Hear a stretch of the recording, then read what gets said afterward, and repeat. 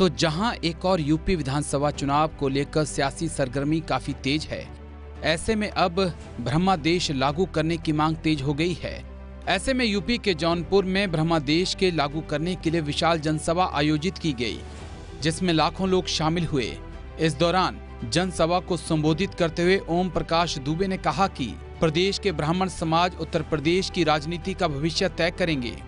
उन्होंने कहा कि अब राजनीति में ब्राह्मणों को अनदेखा नहीं किया जा सकता। अब समय बदलाव का आ चुका है और अब जो ब्रह्मादेश होगा उसे लागू किया जाएगा।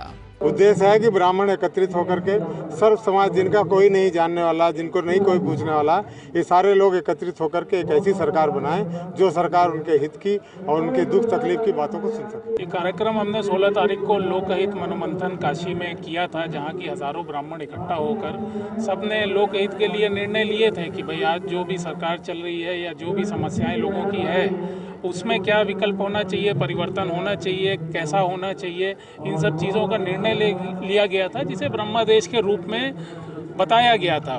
वो आज सभी सर्व समाज को इकट्ठा करके और सबके सामने सबको ये सारे जो भी निर्णय है ये हम लोग सबको बताएंगे और परिवर्तन कैसे हो और परिवर्तन का विकल्प क्या बने, उस सब की चर्चाएं यहाँ होंगी। ब्रह्मादेश सभी लोगों की बात करेगा, ये हर वर्ग को साथ लेकर चलेगा। आज की सिर्फ बात ब्राह्मणों की नहीं बल्कि उन सभी वर्गों के लोगों की होगी जिनकी बात को आज के सत्ताधारी अनसुना कर देते हैं। उन्होंने कहा कि अगर ब्राह्मण ही नहीं तो हिंदुत्व को कैसे बचाओगे, जिससे हिंदुत्व और देश की संस्कृति पूरी तरह से जुड़ी हुई है। उन्होंने कहा कि जो लोग आज ये समझते हैं कि ब्राह्मण एकत्रित नहीं हैं या हो सकता है, उनको यह समागम, ये ब्रह्मादेश समागम देखना चाहिए। स्पष्ट उदाहरण है, ब्राह्मणों ने 2007 में बसपा की सरकार बना दी, 2012 में सपा की, तो 2017 में बीजेपी की बनाई।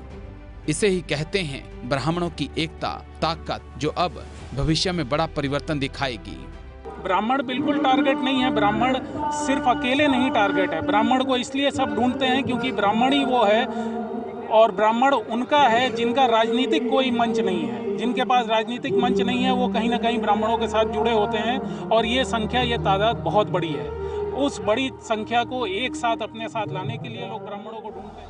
ओम प्रकाश बाबा ने मौजूदा उत्तर प्रदेश की सरकार के गौ रक्षा के नारों पर कहा कि सरकार को देखना चाहिए प्रदेश में किस प्रकार की गौ रक्षा होती है, किस बुरी तरह से हमारी गौ माता की भूख से, सड़कों पर दुर्घटना से मृत्यु हो जाती है। इस हत्या का पाप तो भोगना पड़ेगा, जिससे कोई नहीं बच सकता, तो ये लोग कैसे बच जाएंगे। उन्होंने किसानों के हित की बात करते हुए गेहूं के समर्थन मूल्य में वृद्धि किए जाने की बात कही। उन्होंने कहा कि देश का किसान अन्नदाता नहीं बल्कि जीवनदाता है। मुझे तो नहीं ज्ञात है कि पिछले चुनाव में कोई मुस्लिमों को पूछ रहा था। 2017 की अगर आप बात कर रहे हैं या 2019 की भी आप बात कर रहे हो, लेकिन ब्राह्मणों को पूछने की क्या बात है। ब्राह्मणों ने 2007 में सरकार बनाई मायावती जी की, ब्राह्मणों ने 2012 में सरकार बनाई अखिलेश यादव जी की और ब्राह्मणों ने ही 17 में भी सरकार बनाई योगी जी की और ब्राह्मण ही अगली सरकार भी बनाएंगे।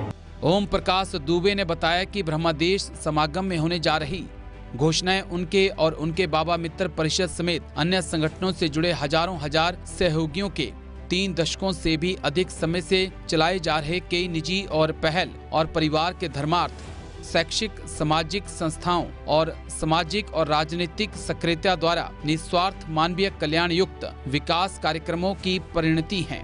ओम श्री लोकहित सप्त समिति के सारथी अरुण दुबे ने कहा, ये जनसागर रूपी ब्रह्मादेश समागम अनंत काल से ब्राह्मणों द्वारा सर्वदा लोकहित को ही सबहित मानने के मूल सिद्धांत का अनुसरण करते हुए गौरवशाली भविष्य के प्राप्ति पथ पर सर्व समाज के हर वर्ग को समक्ष लेकर अग्रसर होने का निर्णायक क्षण है।